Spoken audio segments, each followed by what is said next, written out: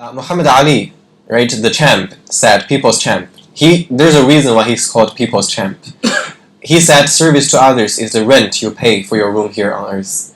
So basically, like, wherever you live, you have to pay, right? But you don't pay Allah subhanahu wa ta'ala for living on earth. You don't pay Allah Azza wa Jal for the rain and the cloud and the wind and the natural resources. But you're supposed to pay. So Muhammad Ali says, yes, you should pay. And the way you pay is to serve others, to serve the creation of God for His sake. And he embodied that as well, right?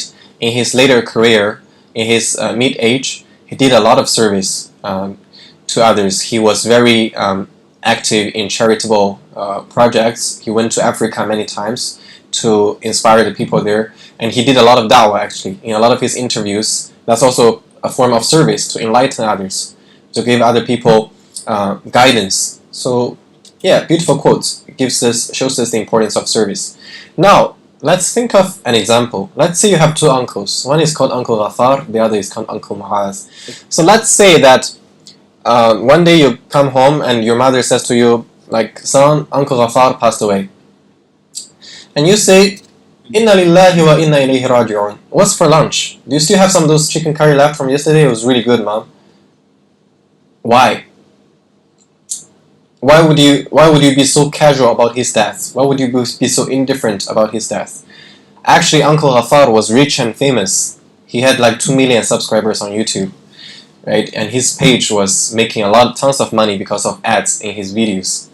And Uncle Ghafar was known in his community. But the problem is, he was very self-centered. And when your family is in a financial difficulty, financial crisis, he didn't offer to help, although he had a lot of money. When you shifted apartment, he didn't come to help. When you wanted some career advice, he was too busy to meet you. When you had a major surgery, he didn't come to visit you. He didn't even attend your what's that called? Wedding. He didn't even attend your wedding. He just sent a card. He never really appeared in your life, and let alone leaving any benefit to you. So that's why when you hear Uncle Ghafar passed away, is Inna lillahi wa inna ilayhi raji'un. What's for lunch? But let's talk about another Uncle Mu'az. So Uncle Mu'az is not rich and he's not famous. He's a truck driver, right? He earns just enough to feed his family, and that's it. And Uncle Mu'az is a very simple person, not highly educated. Didn't even get a bachelor's degree. Doesn't memorize a lot of Quran, but he always smiles, right? It's just like a simple uncle that you meet in the masjid. And whenever you need some advice, he's always there for you. He shares with you his life experiences. And Uncle Mu'az taught you how to play cricket, although he's very busy feeding his families, but he always takes 1 hour or 2 every day to teach you how to play cricket. And Uncle Mu'az offered to help when your family moved apartment. And Uncle Mu'az visited you and actually stayed overnight with you when you had that surgery. And Uncle Mu'az gave you a lot of very useful advice. And Uncle Mu'az offered for you to stay at his place when you had a big argument with your parents. And he actually comforted you and said, sometimes your parents are busy and they misunderstand you. It's okay. I know you're not at fault. I know it's not your mistake. Just stay with me. So this person, now he passes away. You go home and your mother says, Uncle Mu'az has passed away. What's your reaction? Inna lillahi wa inna ilayhi raji'un. When is his janazah?